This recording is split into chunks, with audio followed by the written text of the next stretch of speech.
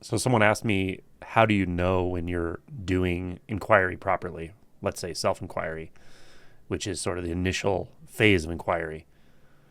So the first thing I want to say about this is that I did write a chapter about inquiry in my book. So if anyone here is interested in this and hasn't read the book, you might want to check that out. I also have a playlist on inquiry, which has a ton of videos that kind of help to dial you into what this is all about. But in this video, I'll just kind of summarize some of the points and nuances and subtleties of inquiry and give you a sense of how you know when it's working or if it's working. So the first thing I'll say about this is that often when we start with self-inquiry, we have a sense that we don't really know what we're doing. We're not sure if we're doing it right. There's a lot of doubt. So from the beginning, just know that it's pretty normal to have doubt. It's pretty normal for the mind to get sort of twisted up, for the mind to start to doubt that you're doing the right thing or you're doing it the right way. And just simply noticing that these are thoughts will get you a long way as far as getting through this barrier.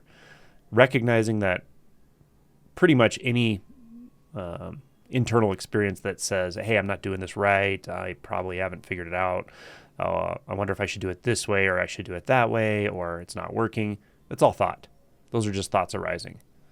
And so, properly speaking, inquiry is to get you past that. It's to get you past that binding to thought, that identity with thought, to that inner world that makes it feel like all of those thoughts are true. They're defining you. They're defining your experience. So just know, first of all, it is very normal to have doubts. It's very normal to feel some frustration when you first start to apply self-inquiry. And then secondly, it's important to notice at some point that those are thoughts. They're thoughts. And what often keeps us binding into those thoughts or buying into those thoughts or almost feeling like those thoughts contain our experience or define our experience is that underneath there's often a sort of sensation, a physical experience, sometimes a fear barrier, a fear experience. And we're actually avoiding that. And we don't realize that for quite some time. So even though the thoughts that say, I don't know what I'm doing, are uncomfortable, even though they don't feel good to have those thoughts, to believe those thoughts, some part of us at some point has decided that feels better than to feel the fear of the unknown underneath, the fear of unknowing, of going beyond our identity structure. So recognizing that is really helpful. That a lot of what this is about, a lot of this doubt and endless analysis about what we're doing with inquiry and so forth, really isn't about the inquiry itself. And they're not accurate thoughts necessarily. They don't represent reality. But what they do represent is a sort of avoidance of a feeling that naturally arises when we start to drop, when we start to let go, when we start to unbind. So that's really important to know.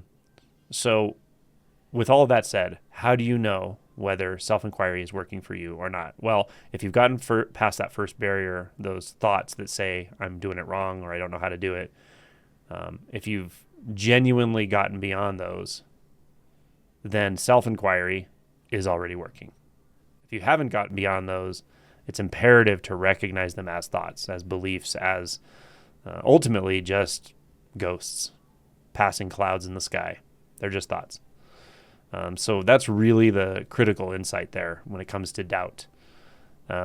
Once you've moved beyond that and things start to get very quiet, let's say, of mind, singular, present, meaning you're not imagining other times and places, you're not analyzing anything, you're not entertaining your own doubts, then the mind will get one-pointed naturally. It will get quiet.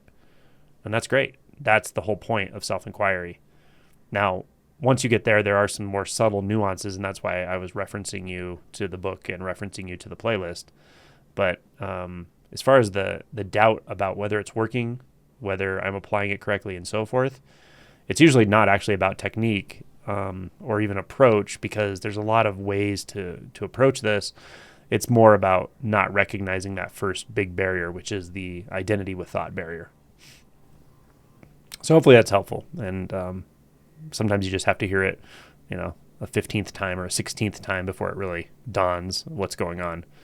And again, ultimately, this first shift is really about getting beyond the identity with thoughts and concepts.